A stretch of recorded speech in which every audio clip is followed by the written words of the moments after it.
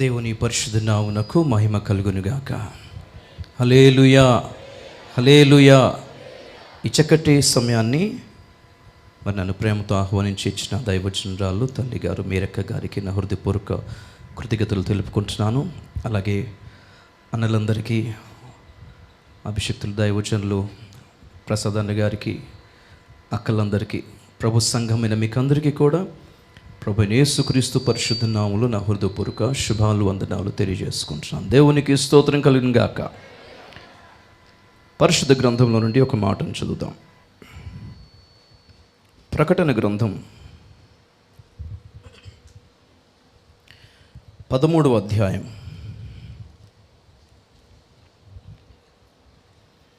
15వ వచనం నుండి 18వ వచనం వరకు చదువుదాం.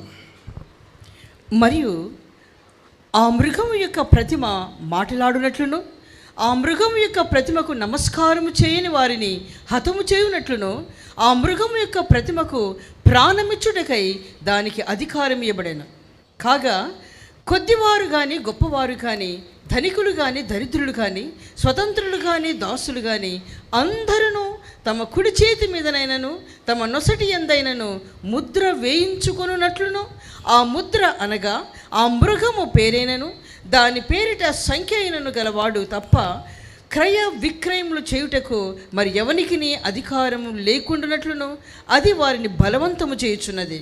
బుద్ధి గలవాడు మృగం యొక్క సంఖ్యను లెక్కింపనిము, అది ఒక మనుషుని సంఖ్యయే, ఆ సంఖ్య 666.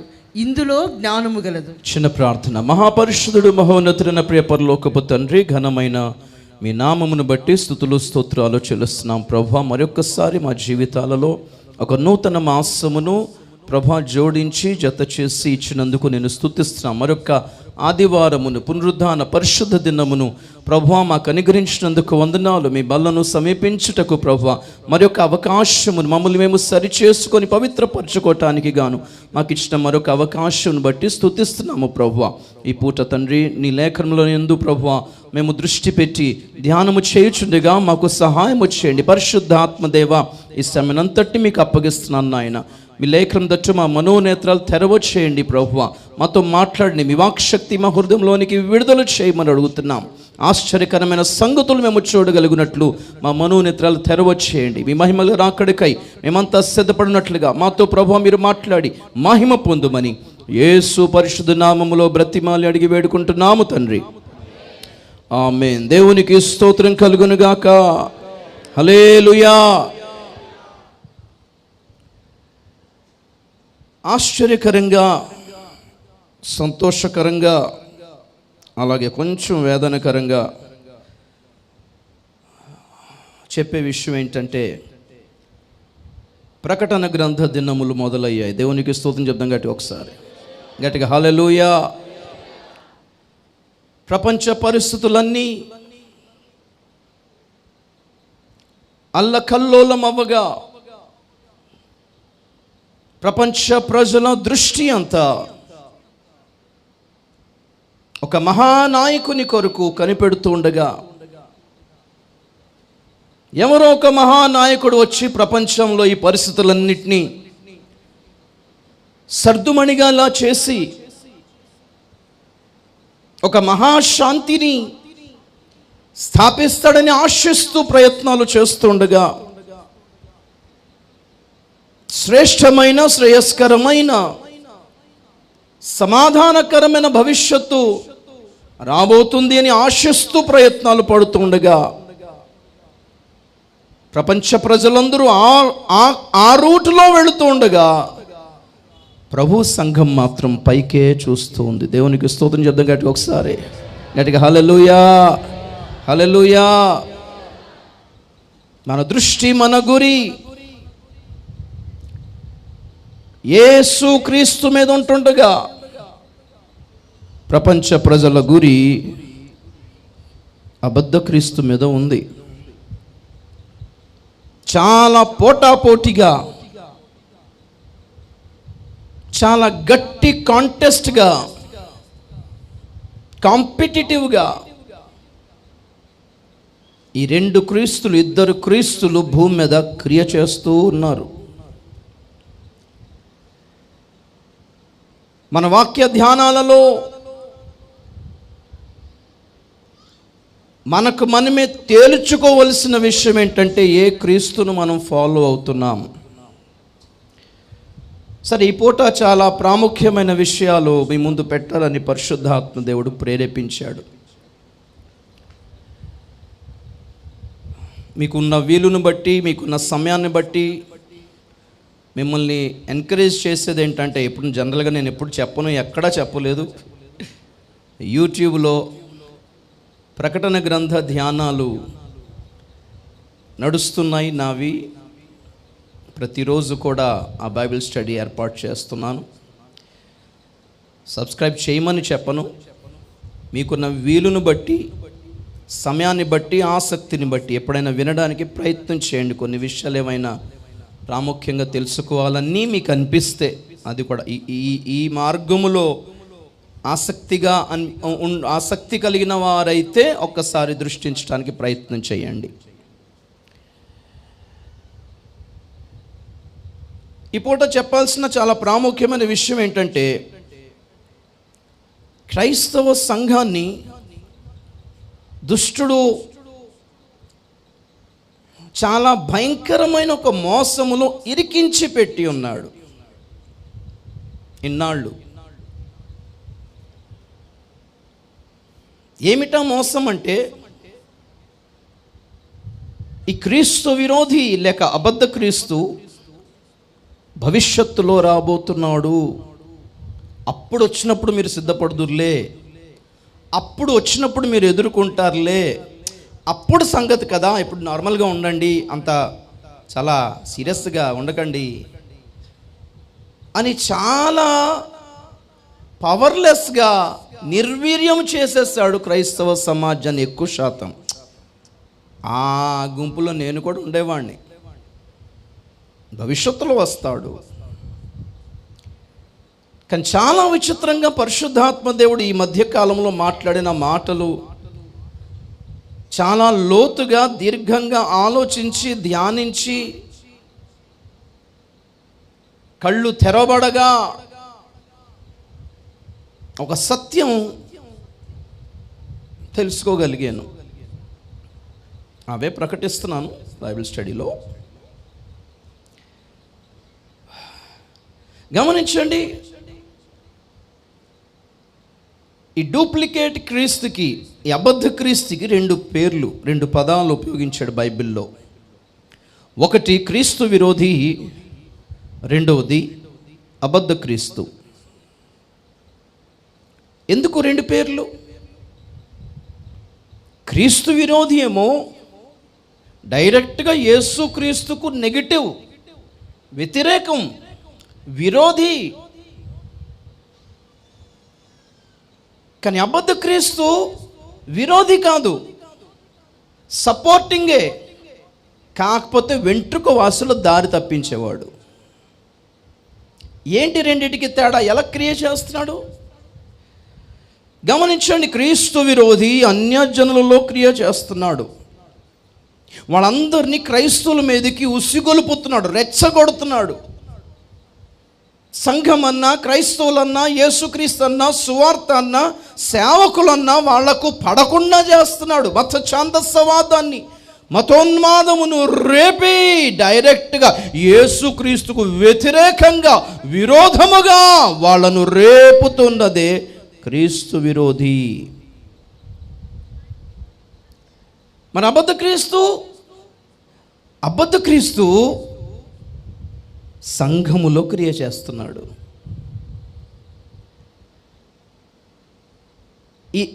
ఈ రెండిట్లో ప్రమాదకరమైంది ఏంటో చెప్పనా? క్రీస్తు విరోధి కాదు, అబద్ధ క్రీస్తే.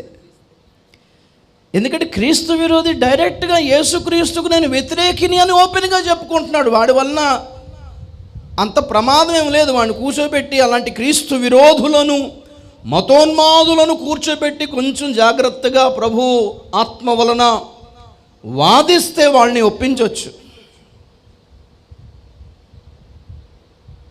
కానీ అబద్ధ క్రీస్తున్నాడు చూసారా, క్రైస్తవులో క్రియ చేస్తున్నవాడు, వాడిని దొరకబట్టడమే కష్టం నంబర్ 1. రెండోది, అది అబద్ధ క్రీస్తు అని నిరూపించడానికి చాలా కష్టం, ఒప్పుకోరు జనాలు. వీడు చాలా డేంజర్. లోకంలో లక్ష్యం ఏంటి అంటే వాడికి,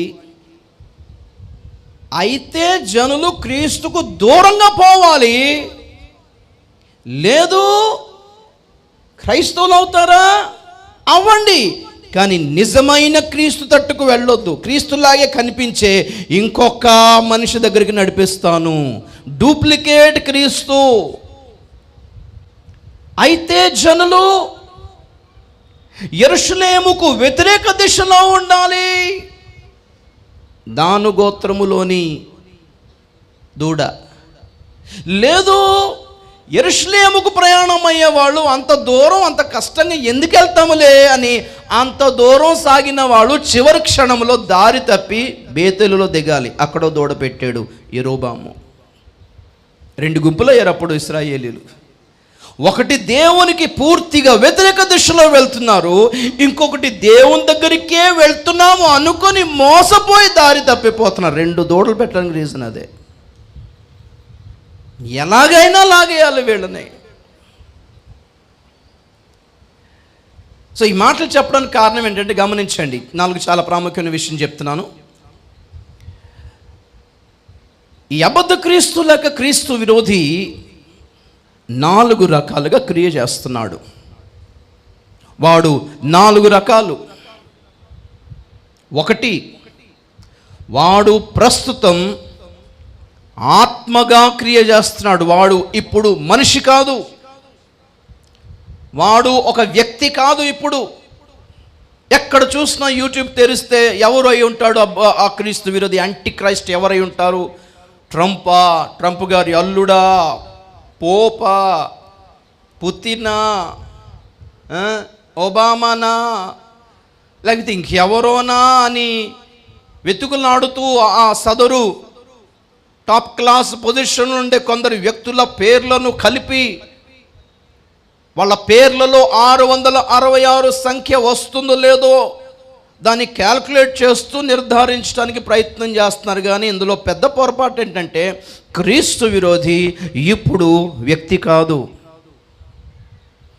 క్రీస్తు విరోధి ఒక ఆత్మగా క్రియ చేస్తూ ఉన్నాడు. 1 యోహాను పత్రిక 4వ అధ్యాయము 3వ వచనం చదువుదాం. 1 యోహాను పత్రిక 4వ అధ్యాయం 3వ వచనం.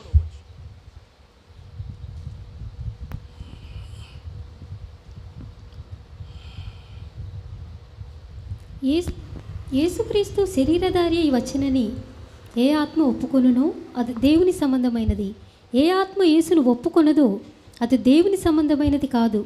దీనిని బట్టియే దేవుని ఆత్మను మీరు ఎరుగుదురు. క్రీస్తు విరోధి ఆత్మ వచ్చునని మీరు వినిన సంగతి ఇదే, ఇదివరకే అది లోకంలో ఉన్నది. క్రీస్తు విరోధి ఆత్మ వచ్చునని మీరు వినిన సంగతి ఇదే,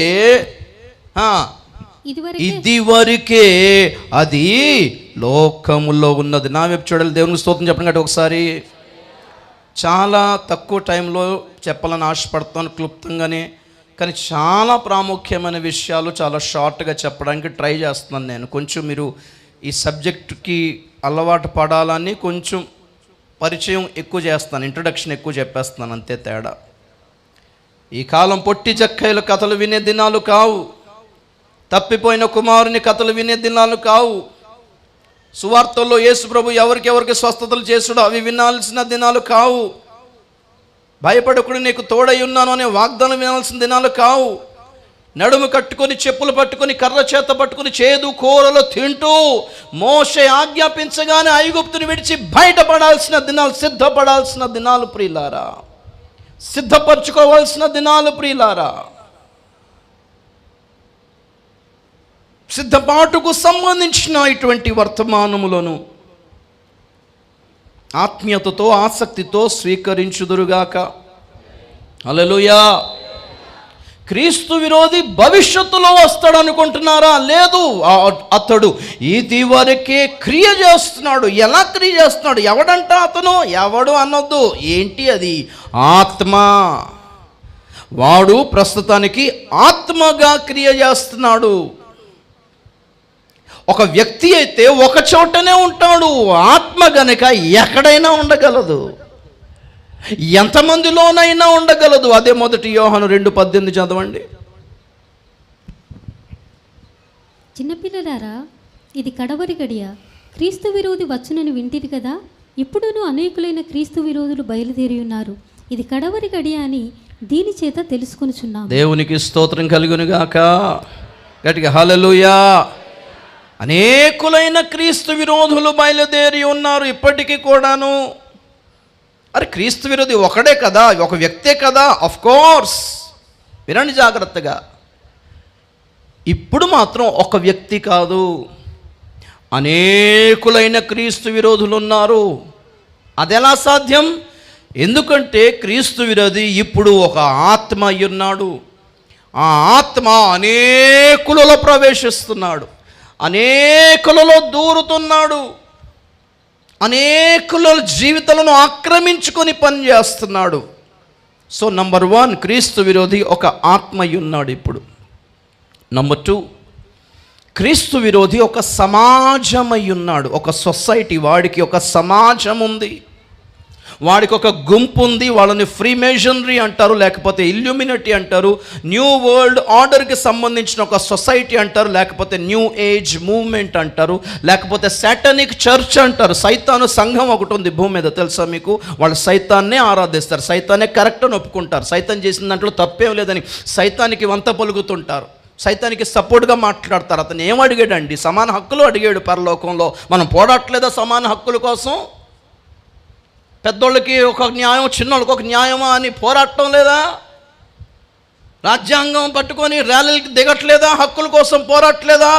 లూసిఫర్ కూడా పరలోకం అలాగే పోరాడు. దూతలకు ఒక న్యాయము, ఇంకొకరికి ఒక న్యాయం ఎలాగండి అని పోరాడినందుకే దేవుడు తోసాడు పరలోకం నుండి. దేవునికి ఇది న్యాయమేనా? అదేనా దేవుని లక్షణాలు? సాతానికి మా సపోర్ట్ అని సాతాన్ పక్షంగా చేరిన వాళ్ళు ఉన్నారు. వాళ్ళే సాతాను గుంపు, అబద్ధ క్రీస్తు యొక్క గుంపు. ప్రకటన గ్రంథం 2:9 ప్రకటన గ్రంథం 3:9. ఈ 2 వచనాలు చదవండి ఒకసారి. 2:9 ప్రకటన. నీ శ్రమను దరిద్రతను నేనెరుగుదును, అయినను నీవు ధనవంతుడవే. తాము యూదులమని చెప్పుకొనుచు యూదులు కాక సాతాను సమాజపు వారి వలన నీకు కలుగు దూషణ నేనెరుగుదును. చాలు, దేవునికి స్తోత్రం. ఈ పాయింట్ నోట్ చేసుకోండి. యూదులు కాకయే, తాము యూదులమని చెప్పుకుంటున్న సాతాను సమాజపు వారు, సినగాగ్ ఆఫ్ సైటన్, లేకపోతే మన ఈ ఈ ఈ ఈ ఈ తరపు భాషలో సాటానిక్ సొసైటీ అనాలి. సమాజం అంటే ఏంటి? సొసైటీ కదా. 3:9 చదవండి. యూదులు కాకయే తాము యూదులమని అబద్ధమాడు సాతాను సమాజపు వారిని రప్పించేదను. వారు వచ్చి నీ పాదములతో పడి నమస్కారం చేసి, ఇదిగో నేను నిన్ను ప్రేమించుతునని తెలుసుకొనున్నట్లు చేసేదను. చాలు, దేవునికి స్తోత్రం చేద్దాం గట్టిగా ఒకసారి. హల్లెలూయా. ఈ 2 సందర్భాల్లో ప్రభు ఉపయోగిస్తున్న 2 పదాలు గమనించండి. యూదులు కాకయే తాము యూదులని చెప్పుకుంటున్న వాళ్ళు. ఎవరు వాళ్ళు వాస్తవానికి అంటే దేవుని బిడ్డలు కాదు, వాళ్ళు సాతాను సమాజం, సాటానిక్ సొసైటీ, ఒక సీక్రెట్ సొసైటీ, ఒక రహస్య తెగ, ఒక రహస్య గుంపు. సాతాను ఏజెంట్లుగా, సాతాను యొక్క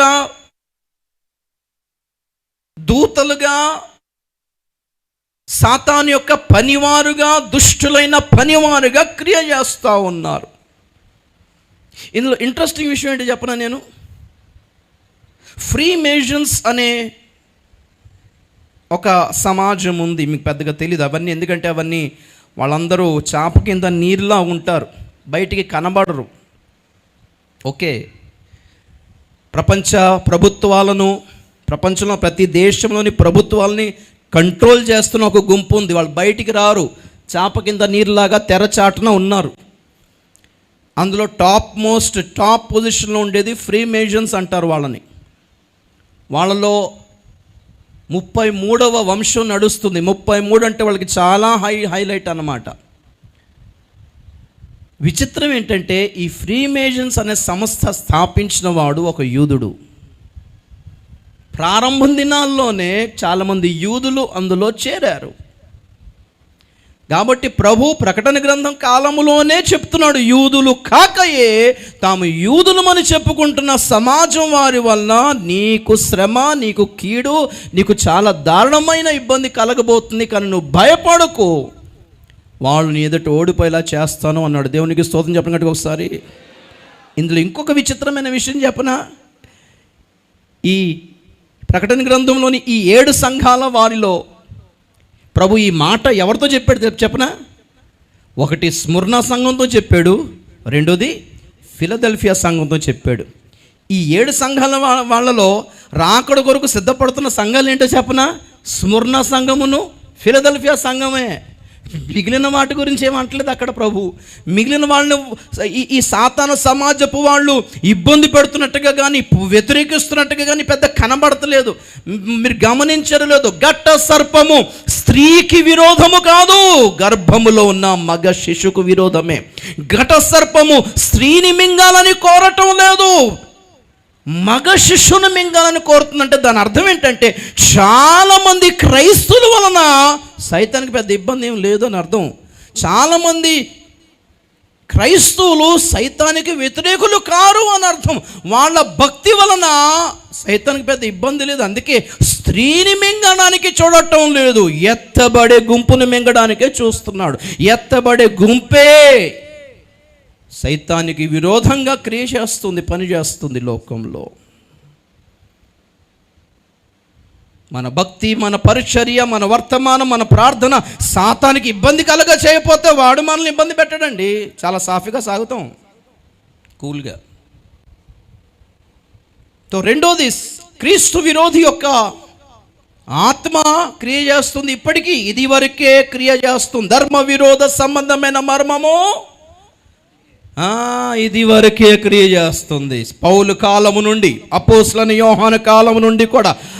ఏమండి యోహాను కాలం ఏంటి, పౌలు కాలం ఏంటి? నేను చెప్తా కదా, పాత నిబంధన కాలం నుండి కూడా క్రియ చేస్తుంది. నేను చెప్తాను, జాగ్రత్తగా వినాలి మీరు. అసలు 666 ముద్ర ఏంటో తేలిపోవాలి. దేవుని స్తోత్రం చెప్పండి గట్టిగా ఒకసారి, గట్టిగా హల్లెలూయా. మూడోది, అబద్ధ క్రీస్తు ఎలా క్రియ చేస్తున్నాడు? ఇప్పుడు సంఘాలలో ఒక బోధగా క్రియ చేస్తున్నాడు. ఒకటేమో ఆత్మగా క్రియ చేస్తున్నాడు, రెండోది ఒక సమాజముగా. వాడొక గుంపు ఉంది. యేసు క్రీస్తున్నట్టే ఎలాగైతే అబద్ధ క్రీస్తున్నాడో, క్రీస్తు సంఘం ఉన్నట్టే అబద్ధ క్రీస్తు సంఘం కూడా ఉంది. క్రీస్తు పరిచారకులు ఉన్నట్టే అబద్ధ క్రీస్తు పరిచారకులు కూడా ఉన్నారు. ఆ అబద్ధ క్రీస్తు సంఘమును, అబద్ధ క్రీస్తు పరిచారకులే వాడి ఏజెంట్లు, వాడి సమాజము. అదే ఉదాహరణకి యేసయ్య ఎక్కడున్నాడు? ఇప్పుడు పరలోకంలో ఉన్నాడు. భూమి మీద ఉన్నాడా? పరలోకంలో ఉన్నాడు. కానీ ఇక్కడ మనం ఆరాధన చేస్తుంటే ఏమవుతుంది? మన మధ్యకి దిగి వస్తున్నాడు. ఎక్కడిద్దరు ముగ్గురు నామమును కూడి ఉంటారు, అక్కడికి వచ్చేస్తారు అన్నాడు. కాబట్టి ఈ లోకములో ప్రస్తుతానికి క్రీస్తు ఎక్కడ కనబడుతున్నాడు అని అంటే ప్రభు యొక్క సంఘములోనే కనిపిస్తున్నాడు. ప్రభు ఇప్పుడు భూమి మీద ఎలా క్రియ చేస్తున్నాడు? డైరెక్ట్గా వెళ్ళి క్రియ చేస్తున్నాడా? లేదు, సంఘము ద్వారా, సేవకుల ద్వారానే ప్రపంచంలో క్రియ చేస్తున్నాడు. అలాగే అబద్ధ క్రీస్తు ఇప్పుడు వ్యక్తిగతంగా లేడు భూమి మీద, కానీ వాడి ఆత్మ వచ్చి క్రియ చేస్తుంది. రెండోది, వాడి సమాజాన్ని, వాడు తయారు చేసుకున్న గుంపును లోకం మీదకి, మరి ముఖ్యంగా సంఘాలలోనికి వదిలాడు అన్నమాట. చూడ్డానికి వాళ్ళు క్రిస్టియన్సే, మనము క్రిస్టియన్స్ లాగే కనబడుతున్నాం. వాళ్ళు సేవకులే, మనము సేవకులముగానే కనబడుతున్నాం. వాళ్ళది చర్చిలు మీటింగ్లు ఉన్నాయి, మనది చర్చిలు మీటింగ్లు ఉన్నట్టుగానే కనబడుతుంది. తేడా తెలీదు. చాలా పెద్ద ప్రాబ్లం ఇదే సంఘంలో. ఈ 2 క్రీస్తులు ఉన్నాయన్న సంగతి చాలామందికి ఆ ఇన్ఫర్మేషన్, ఆ అవగాహన లేదు, ఆ అవేర్నెస్ లేదు. 2 క్రీస్తులు ఏంటండి, అంత ఒకటే కదండి అనుకుంటున్నారు. పాపం వాళ్ళు బైబిల్ని తీసి చెప్పారు కదండి. వాళ్ళు కూడా మన యేసుక్రీస్తు ఫోటో పెట్టుకున్నారండి, సిలువ పెట్టుకున్నారండి. అది ప్రాబ్లం ఇక్కడ. మూడవదిగా అబద్ధ క్రీస్తు ఎలా క్రియ చేస్తున్నాడంటే ప్రవేశించేస్తాడు. బోధ. 2వ యోహాను పత్రిక 7, 8, 9. రెండవ పత్రిక, యోహాను రెండవ పత్రిక. యేసుక్రీస్తు శరీరధారి అయి వచ్చనని ఒప్పుకొనని వంచకులు అనేకులు లోకంలో బయలుదేరి ఉన్నారు. యేసుక్రీస్తు శరీరధారిగా వచ్చనని ఒప్పుకొనని వంచకులు అనేకులు లోకములో బయలుదేరి ఉన్నారు. అట్టివాడే వంచకుడును క్రీస్తు విరోధి అయి ఉన్నాడు. అట్టివాడే వంచకుడును క్రీస్తు విరోధి అయి ఉన్నాడు. మేము మీ మధ్యను నెరవేర్చిన కార్యములను చెడగొట్టుకొనక, మేము స్థాపించిన ఉపదేశమును చేసిన కార్యములు పరిచర్యలను చెడగొట్టుకొనక మీరు పూర్ణ ఫలము పొందునట్లు, మీరు పూర్ణ బలము పొందునట్లు జాగ్రత్తగా చూచుకొనుడి. చదవండి. క్రీస్తు బోధయందు నిలిచి ఉండగా దానిని విడిచి ముందుకు సాగు ప్రతివాడును దేవుని అంగీకరింపని వాడు, ఆ బోధయందు నిలిచి ఉండువాడు తండ్రిని కుమారుని అంగీకరించువాడు. చాలు, దేవునికి స్తోత్రం చెప్పినట్టు ఒకసారి. క్రీస్తు విరోధి లోకములో బయలుదేరి ఉన్నాడు. జాగ్రత్త, వాడు మీలోకి వచ్చి మేము చేపట్టిన కార్యములను చెడగొడతాడు. ఎలాగొస్తాడు సార్? క్రీస్తు బోధను తేక ఒక డిఫరెంట్ బోధన తీసుకొని దూరిపోతాడు. జాగ్రత్త అన్నాడు. దేవునికి స్తోత్రం చెప్పండి ఒకసారి. మూడవదిగా అబద్ధ క్రీస్తు సంఘాల్లో ఎలాగొచ్చాడంటే ఒక కొత్త బోధతో వచ్చేసాడు, లోపలికి వచ్చేసాడు. నాలుగోది ఇక్కడ ఇంపార్టెంట్ మనకి ఏంటి అంటే, నాలుగోది క్రీస్తు విరోధి ఒక వ్యక్తి అయి ఉన్నాడు. వాడు ఎప్పుడు వస్తాడు? వాడు భవిష్యత్తులో బయలుపడతాడు. స్తోత్రం చెప్పండి గట్టి ఒకసారి. బయలుపడతాడు అనడానికి, వస్తాడు అనడానికి డిఫరెన్స్ గమనించండి. వాడు వచ్చాడు, కానీ వాడుకున్న ముసుగు తీయడం జరుగుతుంది. కొన్నిసార్లు చూసారా, అప్పుడప్పుడు కొన్ని విగ్రహాలు జంక్షన్లో స్తంభాల్లో ఆవిష్కరిస్తారు మంత్రులు వచ్చి, అవునా కదా? పెద్ద నాయకులదో, పెద్ద మంత్రులదో, పెద్ద గొప్పోళ్ళదో.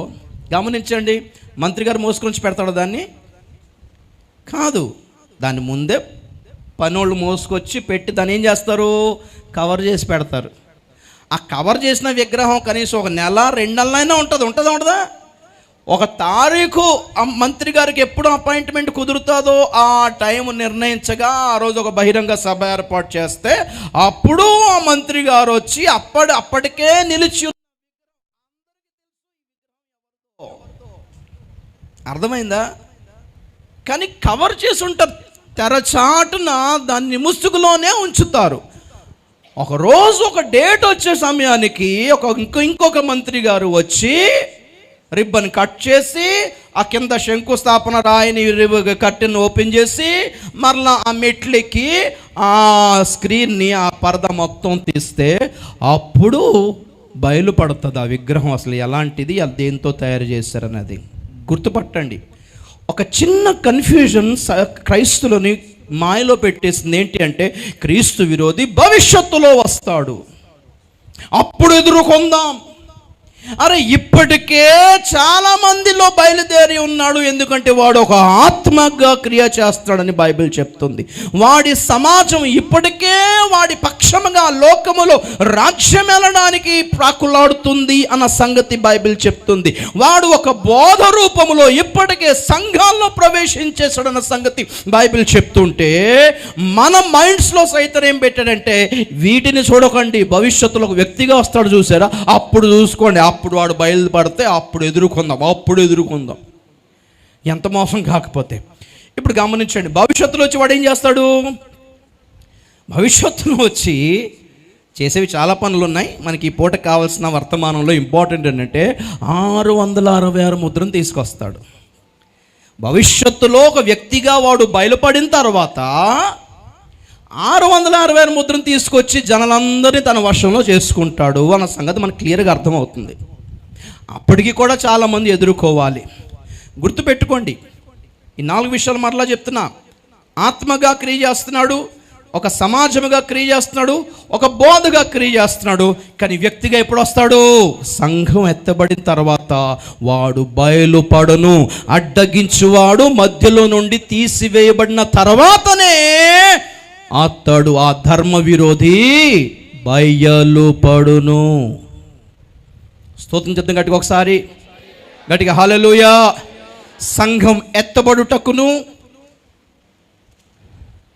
ప్రభు యొక్క రెండో రాకడుకుని మధ్య కన్ఫ్యూజ్ అయిపోయి ప్రభు దినము అనే మాటకు చాలా పొరపాటుగా అర్థాలు తీసుకొచ్చి కన్ఫ్యూజ్ అయిపోయి కూర్చున్నారులేండి. గమనించండి, చెప్తున్నా, వాడు బయలుపడాలి అంటే సంఘం ఎత్తబడాలి. సంఘం ఎత్తబడిన తర్వాతనే వాడు ఒక వ్యక్తి రూపములో ప్రత్యక్షమవుతాడు. ఓకే, సో ఇప్పుడు ఈ పాయింట్ గమనించాలి. వాడు భవిష్యత్తులోకి వచ్చి 666 ముద్ర తీసుకొచ్చి జనులందరినీ వశపరుచుకుంటాడు అన్నప్పుడు, మరి ఇప్పటికే వచ్చాడని బైబిల్ చెప్తుంది కదా, ఇది వరకే క్రియ చేస్తాడని బైబిల్ చెప్తుంది కాబట్టి ఇప్పుడేం చేస్తున్నాడో మరి? చేతులు ముడుచుకుని చూస్తున్నాడు ఆ దిక్కులు. మీ పనిలో మీరు ఉన్నాడు, నేను భవిష్యత్తులో వస్తాను అంటున్నాడా? ఇప్పుడు వచ్చిందా? ఇప్పుడు ఎందుకు? భవిష్యత్తులో వచ్చి ఏ 666 ముద్ర వేయాలనుకుంటున్నాడో ఇప్పటికీ ఆ పనులు చేస్తున్నాడు అని అర్థం. భవిష్యత్తులో వాడు ఒక వ్యక్తిగా ఎలాగైతే కనబడతాడో, వాడి 666 ముద్ర కూడా ఒక వస్తువుగా ఎలాగైతే కనబడబోతుందో, అలాగే వాడు ఇప్పటికీ ఒక ఆత్మగా కంటికి కనిపించని శక్తిగా ఎలాగైతే క్రియ చేస్తున్నాడో, 666 ముద్ర కూడా కంటికి కనిపించని శక్తిగా క్రియ చేస్తుంది. విచిత్రం, విడ్డూరం, దారుణం, ఘోరం ఏంటంటే చాలామంది క్రైస్తవులు ఆ ముద్ర వేయించేసుకున్నారు తెలియకనే. ఇది అబద్ధ క్రీస్తు అని తెలియక అబద్ధ క్రీస్తుని రిసీవ్ చేసుకున్నారు. అబద్ధ క్రీస్తు బోధ అని తెలియక ఆ బోధను నమ్మేసుకున్నారు. అది వాడి ముద్ర అని తెలియక ఆ ముద్ర వేయించేసుకున్నారు. ఎలా ఉంటుందో గుర్తుపడదాం ఈరోజు. దేవునికి స్తోత్రం చెప్పండి కదా. ఒకసారి చదువుతాను మళ్ళీ. ప్రకటన గ్రంథం 13వ అధ్యాయం 15వ వచనం చదువుతాం. మరియు ఆ మృగము యొక్క ప్రతిమ మాటలాడునట్లును, ఆ మృగము యొక్క ప్రతిమకు నమస్కారం చేయని వారిని హతము చేయునట్లును, ఆ మృగము యొక్క ప్రతిమకు ప్రాణం ఇచ్చుటకై దానికి అధికారం ఇవ్వబడెను. కాగా కొద్దివారు కానీ గొప్పవారు కానీ, ధనికులు కానీ దరిద్రులు కానీ, స్వతంత్రులు కానీ దాసులు కానీ అందరూ తమ కుడి చేతి మీదనైనను తమ నొసటి అందైనను ముద్ర వేయించుకున్నట్లును, ఆ ముద్ర అనగా ఆ మృగము పేరైనను దాని పేరిటి సంఖ్య అయినను గలవాడు తప్ప క్రయ విక్రయములు చేయుటకు మరి ఎవరికి అధికారం లేకుండానట్లును అది వారిని బలవంతం చేయుచున్నది. చాలు, దేవునికి స్తోత్రం చెప్పండి ఒకసారి. ఇందులో భవిష్యత్తులో కనిపించబోయే 666 ముద్ర లేక ప్రతిమ ఎలాగుంటుందో నేను ఇప్పుడు చెప్పను. భవిష్యత్తులో దానికోసం సన్నాహాలు రెడీ అయ్యాయి. AI అంటారు, ఆర్టిఫిషియల్ ఇంటెలిజెన్స్ అంటారు, డిజిటల్ ID అంటారు, RFID చిప్ అంటారు, ఇంకా చాలా ఉన్నాయి, దాని గురించి చెప్తాను. అయితే మనం భవిష్యత్తులో వచ్చే క్రీస్తు విరోధి గురించి కానీ భవిష్యత్తులో వచ్చే చిప్పు గురించి మాట్లాడతలేదు. ఇప్పటికీ క్రియ చేస్తున్న కంటికి కనిపించని శక్తుల గురించి మాట్లాడుతున్నాం. అది ఎలాగుంటుందంట, అది వచ్చి ఏం చేస్తుందంట గమనించండి. ఆ క్రీస్తు విరోధి పక్షముగా, ఆ మొదటి క్రూర మృగము పక్షముగా, రెండవ క్రూర మృగం అనే అబద్ధ ప్రవక్త జనులందరినీ బలవంతం చేస్తుందట. ఏమని బలవంతం చేస్తుంది? దానికి నమస్కరించుడి, దానికి వంగి నమస్కరించండి. నమస్కరింపని ప్రతివాడు నాశనమగునట్లు, సంహరించబడినట్లుగా దాని ప్రతిమకు శక్తి ఇవ్వబడిన, అధికారం ఇవ్వబడిను. ఎలా నమస్కరించాలి?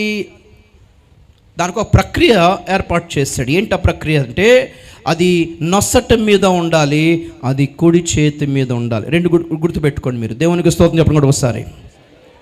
ఏముండాలి? నొసటి మీద ఉండాలి, రెండోది చేతి మీద ఉండాలి. ఒక మంచి మాట చూపిస్తా. ఎస్తేరు గ్రంథం 3వ అధ్యాయము 2వ వచనం చదువుదాం. ఎస్తేరు గ్రంథం 3వ అధ్యాయము.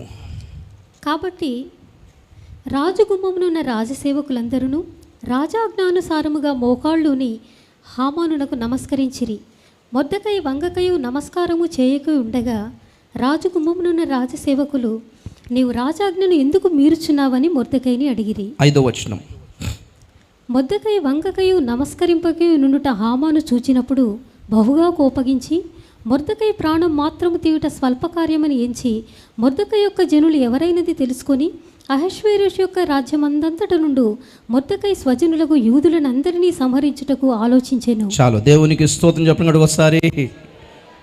ఇక్కడ ఒక చక్కటి 666 ముద్ర కనిపిస్తుంది. ఎప్పుడైతే మనం ముద్ర వేసుకుంటామో వాడి ముద్ర తల మీదను చేతి మీద పడుతుందంట. మొర్దెకై విషయంలో జరిగిన పని ఇదే.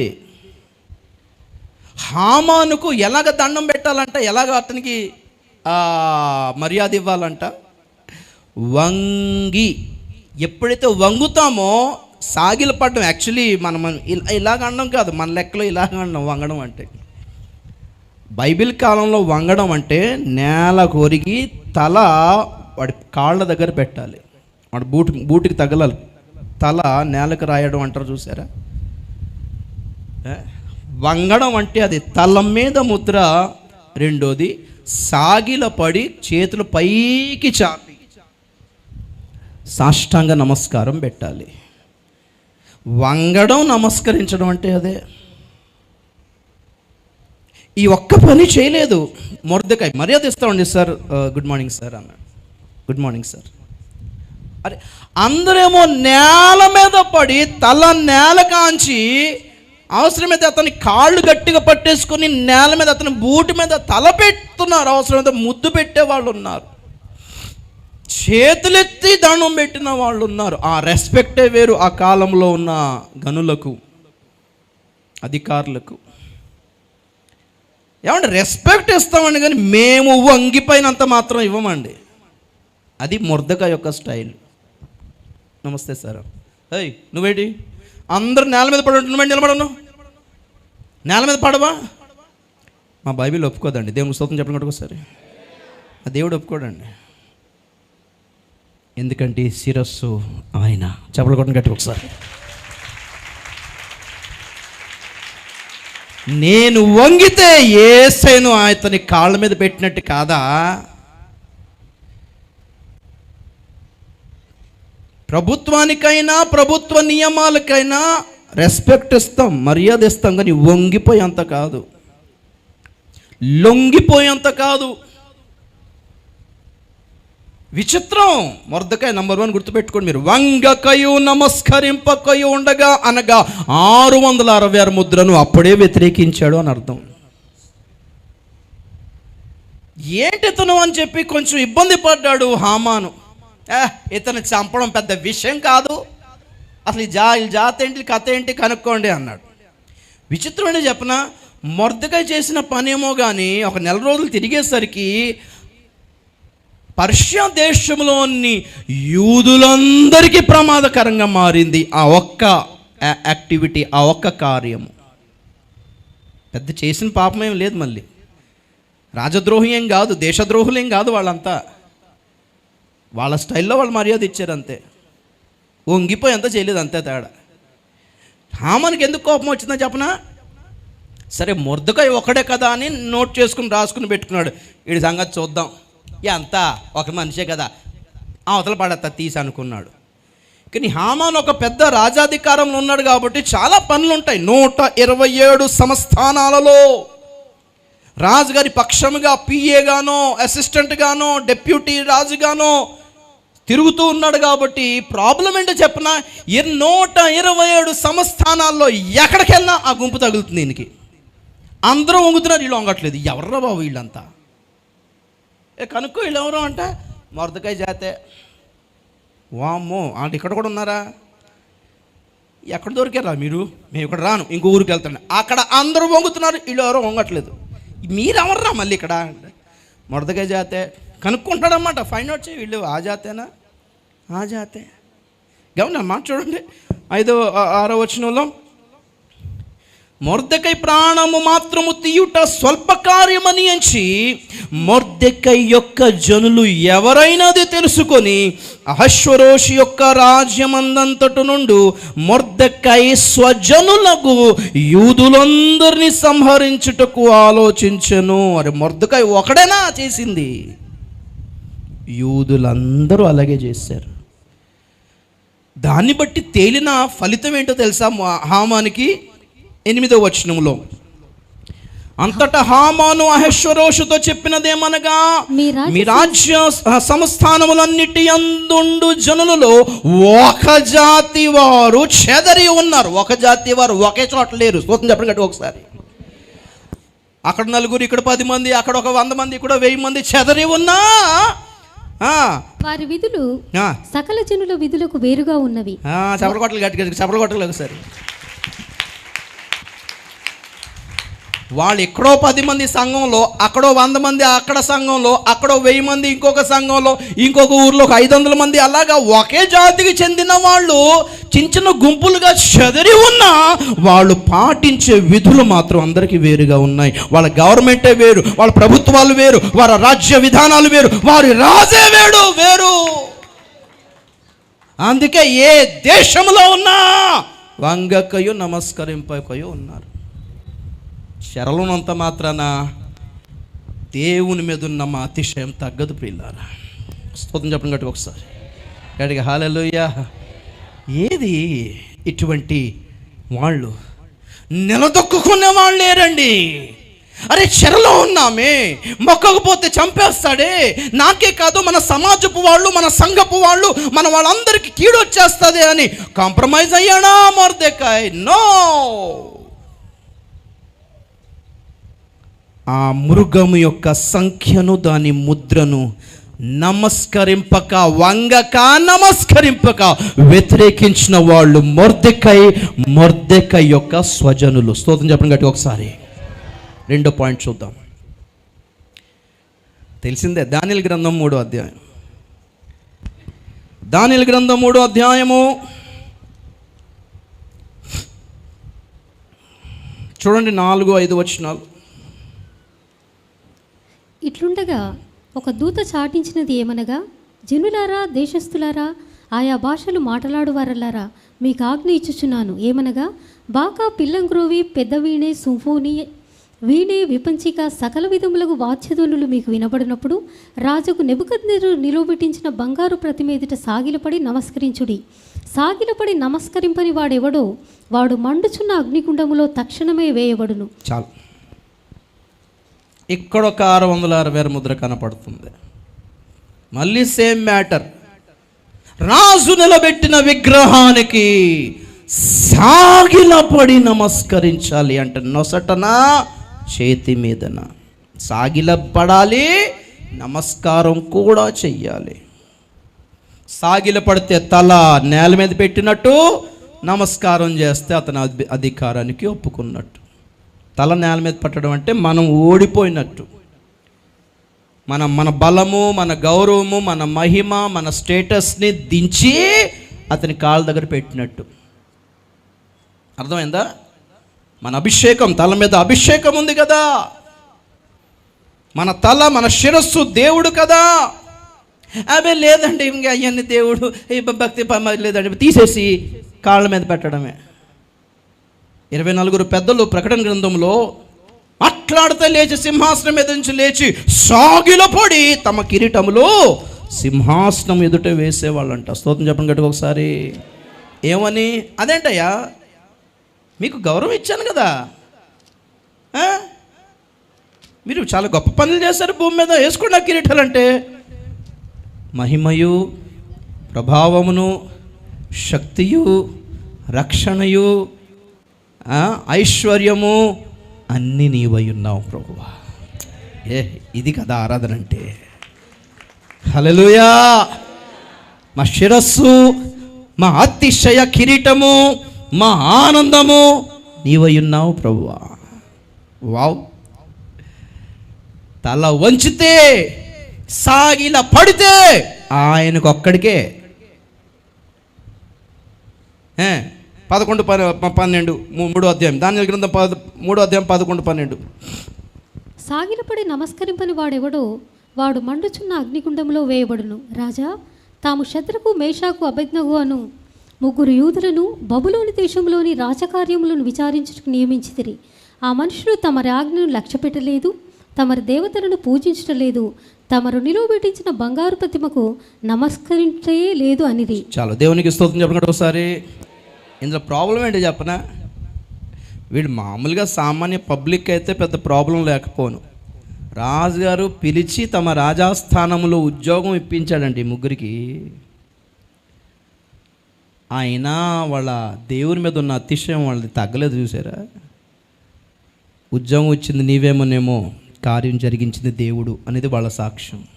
స్తోత్రం చెప్పండి ఒకసారి గట్టిగా హల్లెలూయా. రాజా, ఇందుని గురించి నీకు జవాబు ఇచ్చుటకు చింత మాకు లేదు. ఏమిటి మీ చింత? ఏ ప్రభుత్వానికి భయపడుతున్నారు? ఏ సాంప్రదాయాలకు భయపడుతున్నారు? ఏ రాజ్యాంగ విధానాలకి భయపడుతున్నారు? దేనికి భయపడుతున్నారు? దేనికి వంగిపోతున్నారు? దేనికి లొంగిపోతున్నారు? దేనికి దండం పెట్టేసుకుంటున్నారో ఒకసారి ఆలోచించండి. ఎక్కడెక్కడైతే క్రైస్తవులు కాంప్రమైజ్ అయ్యే మూమెంట్కి వచ్చేస్తారో వాళ్ళు అక్కడ వంగి నమస్కారం చేసి తమ నొసటన తమ చేతి మీద 666 ముద్ర వేసేసుకున్నారు. కానీ ఏమనుకుంటున్నారు తెలుసా? అబద్ధ క్రీస్తు భవిష్యత్తులో వస్తాడు, అప్పుడు చూద్దాం. వామ్మో, ఎంత మోసం ఇది. ఇంకొక షాకింగ్ వాక్యం చూపిస్తా. 2వ రాజుల గ్రంథం 17వ అధ్యాయం 34వ వచనం చూద్దాం. 2వ రాజుల గ్రంథం చాలా ఇంపార్టెంట్.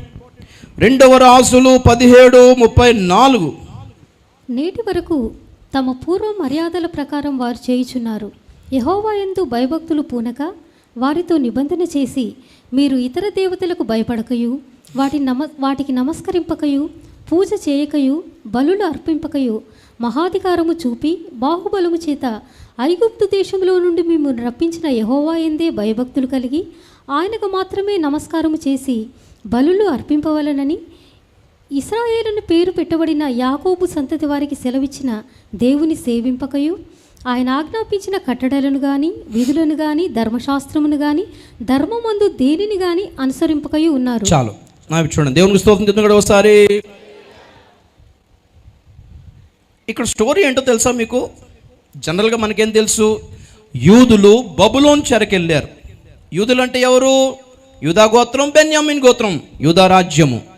బబులోన్ చెరకెళ్ళారు. కానీ మిగిలిన 10 ఇశ్రాయేలు గోత్రికుల వారు, అనగా ఇశ్రాయేల్ రాజ్యం, వాళ్ళు ఏ చెరకెళ్ళారు?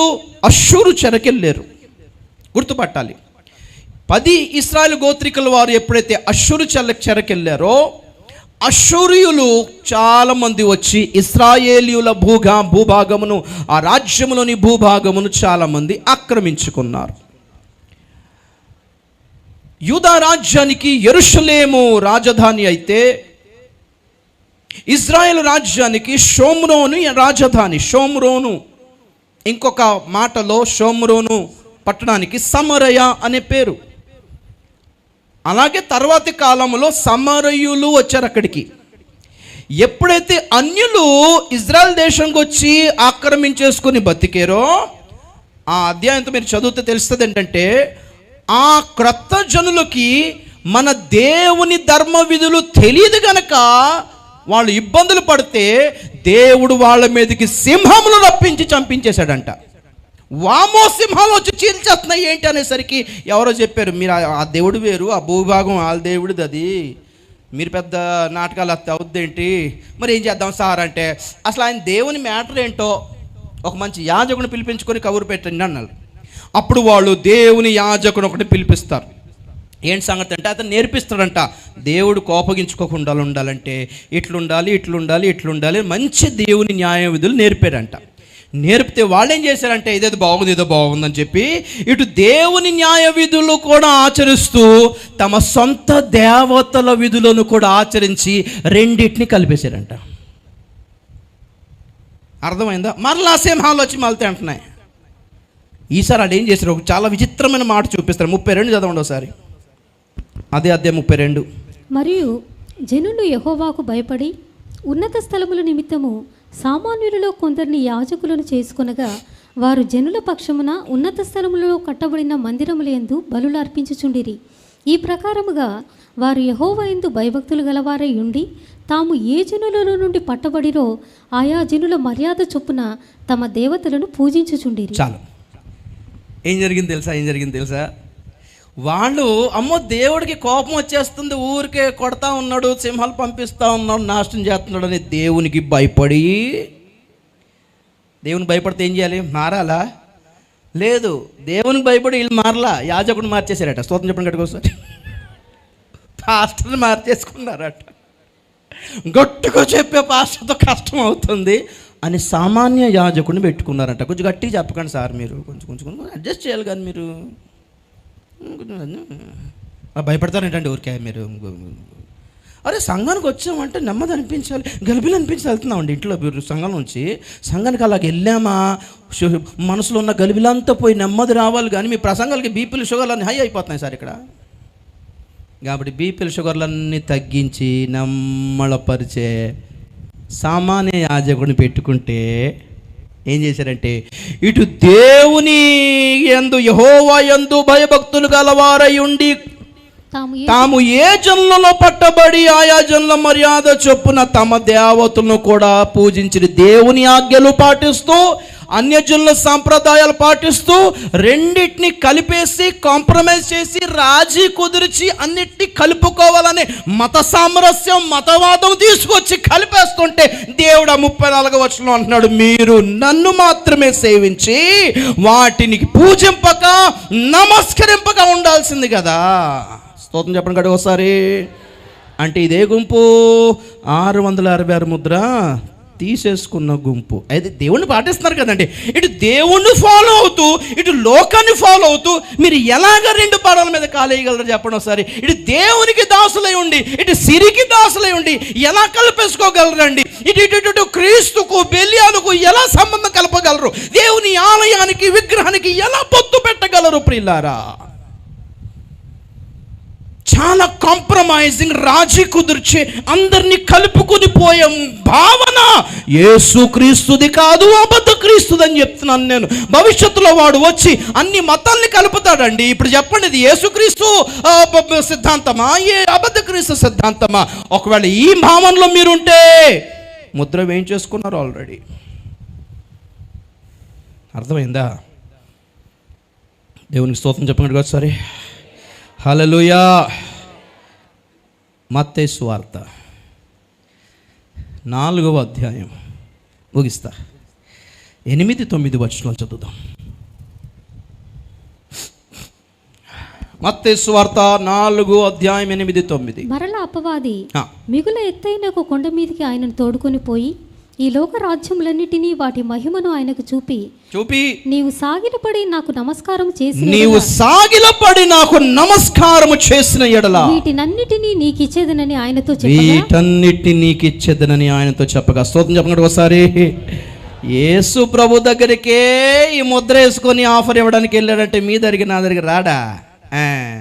బాగా ప్రార్థన పరులు అని రాడనుకుంటున్నారా? గొప్పలం అని రాడనుకుంటున్నారు మన దగ్గరికి? అంటే యేసు ప్రభు కంటే గొప్పలమా?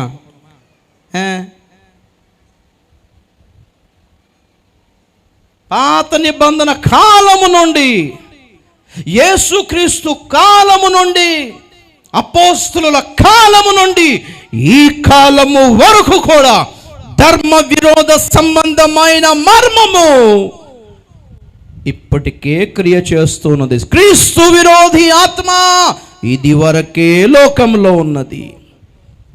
ఏం చేస్తున్నాడు?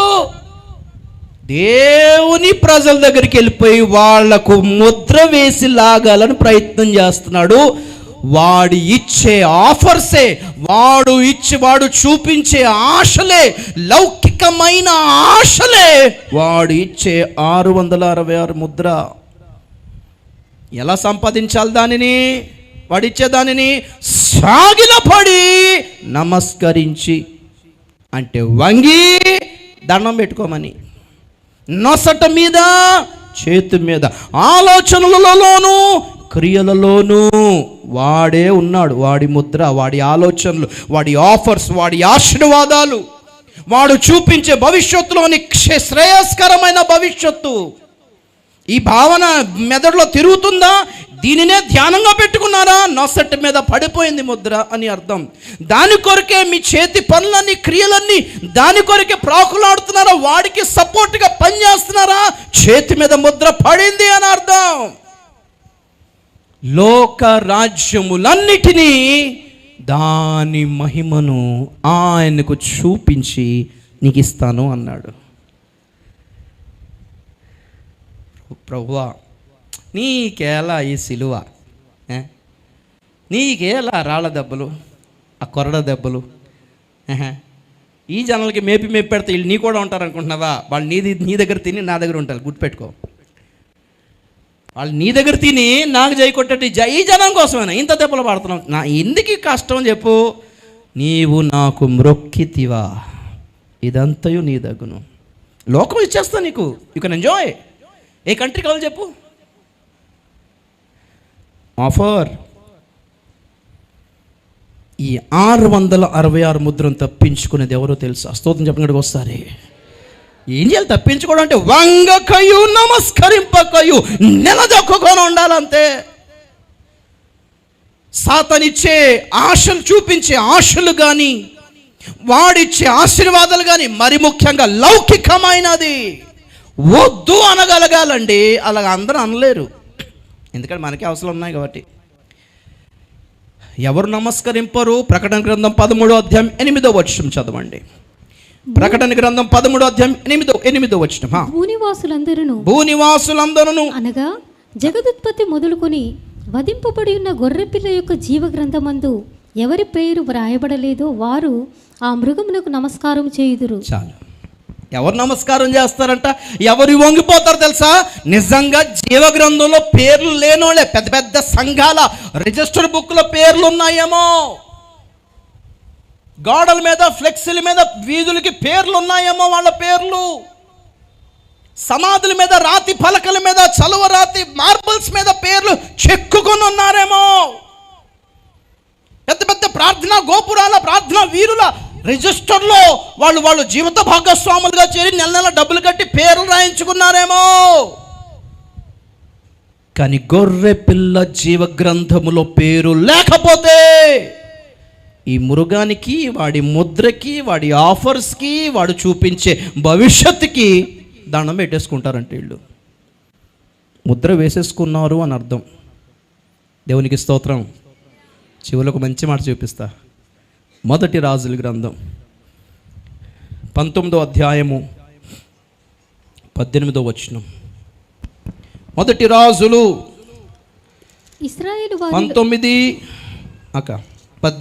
19:18. ఇశ్రాయేలు వారిలో బయలునకు మోకాళ్ళునకయు నోటితో వాని ముద్దు పెట్టుకొనకయు నుండు 7,000 మంది నాకు ఇంకనూ మిగిలి ఉందురు. చెప్పలు కొడదాం గట్టి ఒకసారి. హల్లెలూయా, హల్లెలూయా. నేను ఒక్క నిరాశ్రమ కలిగిన వాడునే మిగిలిపోయాను ప్రభువా అని ఏడ్చాడు పాపం ఎలియా. దేవుడు అన్నాడు, నువ్వు అంతా బాధపడక్కర్లేదులే, నీకున్నంత టెన్షన్ నాకు లేదు. మరి ప్రభు నేనే టెన్షన్ పడుతున్నాను, నేను చచ్చిపోతే ఇంకెవరున్నారు అసలు? దేవుడు అంటాడు, చెప్పకూడదు, అన్నీ చెప్పేయకూడదు, కానీ నీకు ఒక విషయం చెప్తున్నా, దగ్గరికి రా, చెవులో. నువ్వే కాదు, బయలునకు మోకాళ్ళునకయు వంగి నమస్కరింపకయు నోటితో ముద్దు పెట్టుకయున్న 7,000 మంది నాకు కలరు. స్తోత్రం చెప్పండి గట్టి ఒకసారి, గట్టిగా హల్లెలూయా. అవునా ప్రభువా, మాతో కలవలేదా ఎవరు వాళ్ళంతా? అందరు కలవక్కర్లా. కొందరు సీక్రెట్ గుంపు ఉంటారు దేవునికి. దేని బట్టి ఉన్నారంట? దేని బట్టో చెప్పనా? ఫైనల్ రోమపత్రిక 11వ అధ్యాయం 4 నుండి చదువుతాం. రోమపత్రిక 11వ అధ్యాయం 4వ వచనం నుండి. అయితే దేవోక్తి అతనితో ఏమి చెప్పుచున్నది? దేవోక్తి అతనితో ఏమి చెప్పుచున్నది? బయలుకు మోకాళ్ళునని 7,000 మంది పురుషులు నేను శేషముగా నుంచుకొని ఉన్నాను. బయలునకు మోకాళ్ళునని 7,000 మంది పురుషులను నేను శేషముగా ఉంచుకొని ఉన్నాను. అలాగుననే అప్పటి కాలమందు సైతము కృప యొక్క ఏర్పాటు చొప్పున శేషము మిగిలి ఉన్నది. అది కృప చేతనైన ఎడల ఇకను క్రియల మూలమైనది కాదు, కాని ఎడల కృప ఇకను కృప కాకపోవును. అలాగైనా ఏమగును? ఇశ్రాయేలు వెదుకున్నది ఏదో అది వారికి దొరకలేదు, ఏర్పాటు నొందిన వారికి అది దొరికెను. ఏర్పాటు నొందిన వానికి అది దొరికెను. దేవునికి స్తోత్రం చెప్పండి ఒకసారి. ఆ పాయింట్ నోట్ చేసుకోండి. బయలు నాకు మోకాళ్ళునని 7,000 మంది పురుషులను నేను శేషంగా ఉంచుకుని ఉన్నాను. అలాగునని అప్పటి కాలమందు సహితము కృప యొక్క ఏర్పాటు చొప్పుననే శేషము మిగిలి ఉన్నది. అంటే ఎవరో తెలుసా? దేవుని ఏర్పాట్లో ఉన్నవాళ్లే ఈ ముద్ర భవిష్యత్తు కాదు, ఇప్పటి నుంచే ఎదుర్కొంటున్నారు. స్తోత్రం చెప్పండి కదా ఒకసారి. ఇప్పుడే అబద్ధక్రీస్తుని గుర్తుపడుతున్నారు, ఇప్పుడే వాడి ముద్రను వ్యతిరేకిస్తున్నారు, ఇప్పుడే అందరితో కలిసిపోయి సాంప్రదాయాన్ని వదిలేస్తున్నారు అన్నమాట. ఎక్కడ ఏ గుహలో దాక్కున్నా పర్వాలేదు, మరుగుగానే ఉంటున్నారు వాళ్ళు. స్తోత్రం చెప్పండి గట్టి ఒకసారి. దాచబడి ఉన్నారు. స్తోత్రం చెప్పండి గట్టి ఒకసారి. మరుగు చేయబడి ఉన్నారు. స్తోత్రం చెప్పండి గట్టి ఒకసారి. మూయబడిన ఉద్యానముగా ఉన్నారు. స్తోత్రం చెప్పండి గట్టి ఒకసారి. హల్లెలూయా. మోసపోకండి సంఘమా. వాడు భవిష్యత్తులో కాదు, ఇప్పుడే క్రియ చేస్తున్నాడు. ఇప్పుడు ఎవరైతే వాడిని గుర్తుపట్టి వాడిని ఎదుర్కొని వాడి ముద్రలు ఎదుర్కొని ఏర్పాటును, వారి నియామకమును, వారి ప్రతిష్టను కాపాడుకొని వంగకయు నమస్కరింపకయు నిలబడి ఉన్నారో వాళ్ళే వధు సంఘముతో ఎత్తబడతారు. అప్పుడు వాళ్ళు డైరెక్ట్గా వచ్చి మిగిలిన వాళ్ళు పట్టుకుంటాడు. కళ్ళు మూసుకుందాం, ప్రార్థన చేద్దాం. Praise the Lord. హల్లెలూయా. స్తోత్రము నాయన. తండ్రి నీకు వందనాలు, తండ్రి నీకు వందనాలు. అందరూ సిద్ధపరచుకుందాం ప్రియులారా. ప్రభు బల్లలో చేయి పెట్టే ముందు ఒక్కసారి ఆలోచించండి. అబద్ధ క్రీస్తు బల్లలో ఎక్కడ తినేసారా? కొంప తీసి చూసుకోండి ఒక్కసారి. దెయ్యముల బల్లలోనిది, దేవుని బల్లలోనిది రెండు కలిపేసుకోదు, రెండు కాంప్రమైజ్ చేయకండి. అవిశ్వాసులతో జోడుగా ఉండకండి, విగ్రహాలతో కలిసిపోకండి ప్రియులారా, బెలియాలతో కలిసిపోకండి, చీకటితో కలిసిపోకండి ప్రియులారా. మీరు వారిలో నుండి బయలు వెడలి వేరుగా ప్రత్యేకముగా ఉండండి, అప్పుడు నేను మిమ్మును చేర్చుకుందును అన్నాడు. వేరుపాట్లు ఉన్నవాళ్లే, ఏర్పాట్లు ఉన్నవాళ్లే అబద్ధ క్రీస్తును ఇప్పటికీ ఎదుర్కొంటున్నారు. భవిష్యత్తులోనే వస్తాడు, అప్పుడు చూసుకుందామనే మోసములో ఉన్న చాలామందిని బట్టి హృదయం వేదనతో నిండి ఏడుస్తున్నాం తెలుసా ప్రియులారా. ఎంత మోసం ఇది. సిద్ధపడండి, ప్రార్థన చేయండి.